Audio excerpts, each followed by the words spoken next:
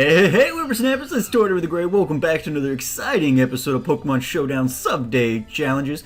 This week we are participating in the Clone Wars challenge, which was suggested to us by Thunder Rainbow here, and we are watching his perspective. I made a couple of minor tweaks to his original suggestion, but the heart of it came from what Thunder suggested. So thank you so much, Thunder, for your suggestion. I really do appreciate the challenge suggestions from you guys because it saves me having to come up with something. And really, the point is for you guys to come up with those things, and then everybody else can participate in a challenge that you've come up with. So Thunder decided to go off with the Cofagrigus, which is a very fun choice. He throws up the Destiny Bond here with the Trick Room, so knows he's going to go first, knows he's going to get that up before the Samurot's able to go. Perfect play there by Thunder. Really a very fun team to watch him use, going up against the Giratina here. This person, unfortunately for them, happens to have their four remaining Pokemon are weak to Ghost types. So it doesn't really stand very well for them going into this battle against a team of Cofagrigus, which is a very good Pokemon to begin with, and unfortunately they have weaknesses to him. So Aegislash is going to come in, miss the Head Smash, get hit with a Shadow Ball there, and is going to land it that time, but still not going to be enough to kill Cofagrigus, and then he's going to kill himself with recoil damage. Really tough luck there for them. The Shedinja goes for the Giga Impact, which obviously against Ghost Cofagrigus does nothing. And then the Poison is going to go ahead and take out the Shedinja there. But again, only super effective moves can hit Shedinja, but Cofagrigus is a ghost, so it would have, Thunder had this in the bag from the start, and then they decide to rage quit, and it's super funny. You guys, he posted the link in last week's episode. You could go look at it, but literally, Andrea, when he quits the battle, says, "Rage quit." It's just funny. It made me laugh. So he legitimately rage quit there, and so yeah, Thunder only had to use, well, I guess half of his team. He only lost two Cofagrigus in the beginning there, and then this third guy swept through the team. So, yeah, thank you so much, Thunder, for the suggestion and for your submission. Let's check out what the rest of us did this week, shall we? Alright, guys, we are going with my battle here today. I've decided to place it here because, as you'll see a little bit later in the episode, somebody else stole my Pokemon. And I had recorded mine before they uploaded their submission, and so I wanted to make sure I got mine in there first, dang it. But no, I have no ill feelings there. But I decided to go with Blastoise. I had a lot of fun coming up with a Blastoise team here. These two, I've got a couple, these are, the two that you're seeing there are the only duplicates.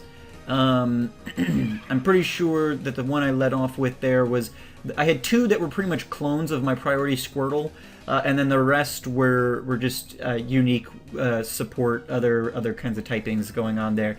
And so I played around with a lot, actually. For like, I don't know, one of the first times I really had to go in and be like, okay, well, what's working here, what's not, and I really made some tweaks. Not to say that this team is in any way competitive, but it was certainly a lot of fun to do. So both of my Priority Blastoises are down. I bring in Mega Blastoise here, and he is going to go do some good work against the Mandibuzz. Garchomp comes in, lands the Dragon Claw, which doesn't do a ton, and then we land the Dragon Pulse, which crits, but I'm not sure if it would have been necessary or not. I guess we'll never know, but yeah, we did good work against the Garchomp there. Gardevoir keeps going for the Toxic there, and it keeps missing, which is a little odd. But then it finally lands the Moonblast and takes out Mega Blastoise. Then Blastoise comes in, and I didn't give all of mine fun nicknames. I clicked the Dragon Tail misclick there, and so that was unfortunate. So one of my other Blastoises goes down. Then Blastoise comes in, and he lands the Water Pulse. And then it's just Blastoise on Blastoise, so I'm going to throw up the Toxic here. They're going to go for the Dive, but they're still going to get Toxic damage, and obviously Dive's not going to do a whole lot. I get the counter off, though, because I know Dive is physical, so I set up the counter. This guy's got counter and Mirror Move. He's more of a defensive Blastoise with the Toxic and the other moves on there. And the Water Pulse, which gives the Confusion up, so mainly a kind of defensive guy there. Didn't even have to get to my sixth guy, which... see, I had 2 priority Squirtles, Mega. I don't remember what 6th guy was, but it was a lot of fun messing with this team. Really did some serious like team tweaking this time, which I haven't done in a long time. Normally I kind of throw stuff together with my first instincts, and it usually works pretty well. I do some tweaking here or there, but no real like, okay, so what is this guy gonna do? What is his role? Because I didn't have to think about it as much with other teams. It's like, oh, well, Coughing's a physical wall. I would be like, well, how do I make this Blastoise a physical wall? And so that was a lot of fun. A lot of fun. So thank you guys for watching mine. Let's jump into what some of the rest of you guys have brought up to us this week. Alright, this one comes to us from Gaming Logic, and he used another one of my favorite Pokemon, Diggersby, here, which is just hilarious.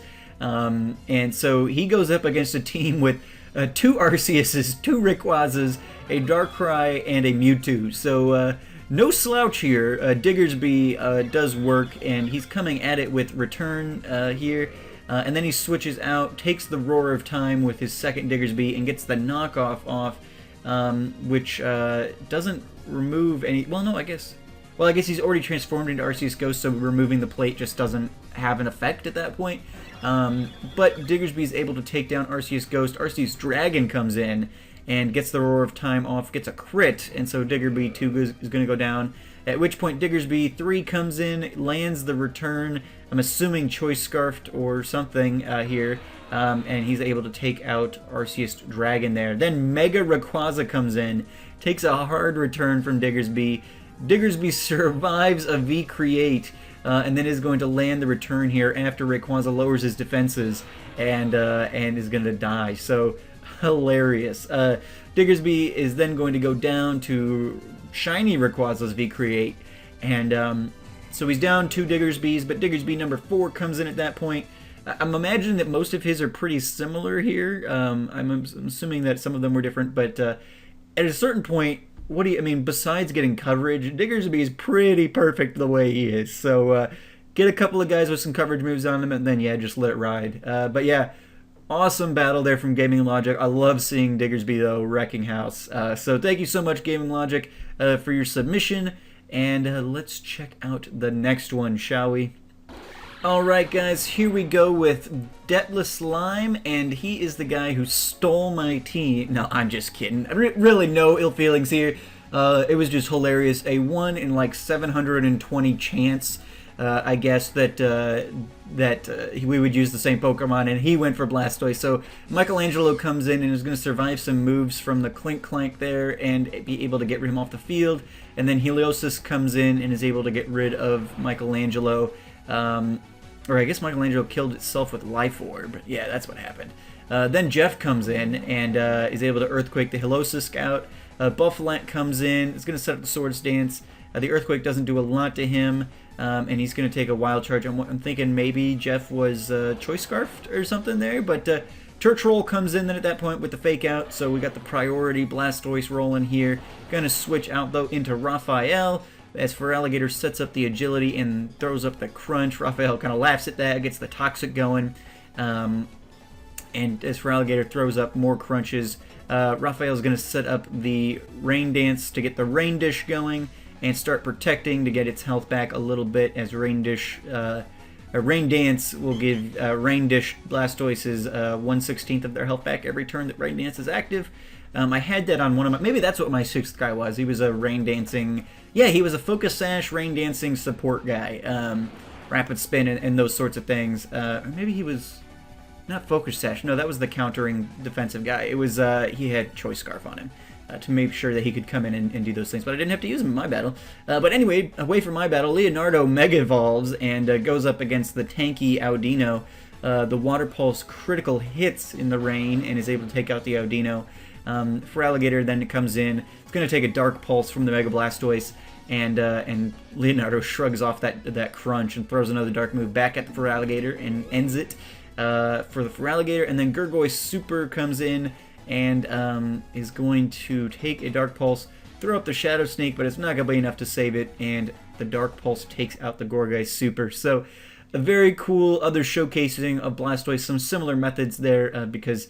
You know, they're the kind of things you need to do to win a battle. So it makes sense that we would have some similar stuff going on. But really funny of all the Pokemon that are out there. Deathless Slime comes in with the Blastoise. I clicked on his link. I watched them all before I recorded them. As I saw them come in, I would watch them just to see what Pokemon people chose and everything like that. And as soon as I clicked on it and saw Blastoise, I had literally finished recording mine or doing my battle earlier that morning. And so when I saw Blastoise, I was like, no! But hey, it works. It works. Can never showcase the turtles enough. So thank you, Deathless Slime, for your submission. All right, guys, we've got one more for you today, so let's check that one out, shall we? Here we go. All right, guys, here we go with our final submission of the day. This one comes to us from Scad, and Scad did a Alakazam team, and it was really funny. Some of the ones on here are just awesome. So he had Scryer come in, set up the Reflect to try and boost defenses, but it didn't help Scryer. He still went down to the Crunch, which, I mean, it was a stab crunch from a Mega Gyarados. So yeah, Alakazam's probably going to die one hit no matter what you do. Except for Mega Alakazam had 1% health left remaining after Mega Gyarados uses its crunch through the Reflect. But not enough to be able to allow it to survive to take him out. He had to settle for the Drapion. Then Mila comes in, shiny Alakazam, and Mila's going to take out the Gyarados and then switch into Rasputin. And this guy, I need, Scad, if you're watching, which I'm sure you are, I need you to send me the specs on this Alakazam. Rasputin is far and away the MVP of this team. He's like a defensive Alakazam, which is just, I didn't even know that was possible. But this thing uses Psycho Shift and I'm assuming Flame Orb to get the stuff going here. So he's a defensive and physical attacking Alakazam. So he's got the guts. Or not guts, but he's got Facade, which is going to be boosted by the status effect, and he keeps throwing status ailments at his opponents with the Psycho Shift. And Rasputin is definitely the MVP of this team. He takes out the majority of the team here. Aylan's going to throw up that stuff, but Rasputin just shrugs it off, and then he's going to, recover off the damage, let the burn kind of do its work here, waiting for Aylan to kind of kill itself with the burn, as it's going to do after this turn here. So Aylan goes down, at which point they're going to bring in the Primeape, and Rasputin's going to throw up the Psycho Shift again, burning the Primeape, and so he's going to be able to shrug off any damage that Primeape does to it. Granted, it probably resisted Poison Jab or something. No, I guess it was neutral, but either way, the Primeape is burned, and it's lowering the defenses, but thanks to close combat, so it's just kind of helping Rasputin along, getting the Facade off, letting the burn do its work. It's just a thing of beauty. I would never in a million years have expected that an Alakazam could have performed like Rasputin does in the battle here. So the Electros comes in, is doing some good damage on Rasputin, so he switches Rasputin out, brings in Ravener, who seems to be a little more specially defensive, probably, as opposed to, I'm assuming Rasputin was more in the physical defensive area, even though he was able to take those Shadow Balls pretty well. But Ravener is able to come in and Psyshock Electros into Oblivion there, and then Clefable comes in with the Moonblast, gonna do some good damage on Ravener, so Ravener is gonna go ahead and heal up here, and eat the Chesto Berry, wake up, Resto, Chesto, Ravener, and I'm gonna be able to take that Moonblast no problem. So while Scad is going to continue to wreck house with this amazing Alakazam team, thank you so much, Scad, for your submission.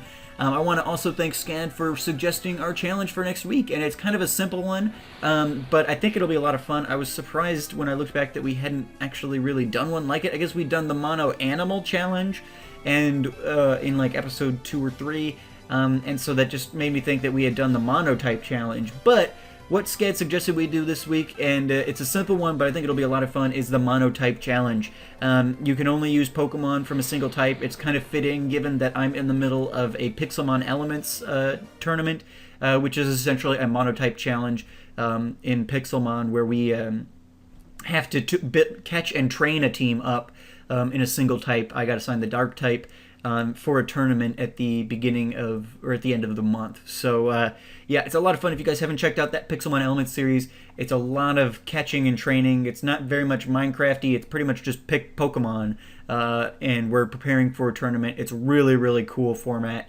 You guys should check that out. But that's what we're going to be doing for next week in the Subday Challenge as well. So very very timely there, Scad, with the suggestion. But the monotype challenge, no restrictions or anything. Obviously, this week had to be an anything goes to get more than one Pokemon of the same species on the team. But no restrictions on this week. Whatever you guys want to do, just the only restriction is every Pokemon on your team has to be either primary or secondary typing of whatever type you choose. So if you go water type, obviously every Pokemon on your team has to have the water typing. So yeah, have fun with it. Send me your submissions. I'm really looking forward to it. This week was way more fun than I expected it to be, with having to use 6 of the same Pokemon. But especially for me, playing with how do I get Blastoises to work differently? And I'm sure Scad had a ton of fun. Actually, he said he did. Had a ton of fun figuring how to get these Alakazams to work differently, and everybody else just getting to figure out, how do I get a team worth of this Pokemon to work properly. Really cool. Thank you again, Thunder, for the suggestion. Everybody who has a YouTube channel who participated in this week's challenge will have their channels down in the description down below, so make sure to check them out. And make sure to get me your submissions for this week's challenge, which is the monotype challenge. And I'd love it if you guys gave me some more challenge suggestions so that I can choose from for next week's episode. So thank you guys so much for watching. As always, I've been Tortimer the Gray, and you guys have been great. Make sure to leave those likes, comments, and subscriptions for me, and I will see you all next time. Have a good one.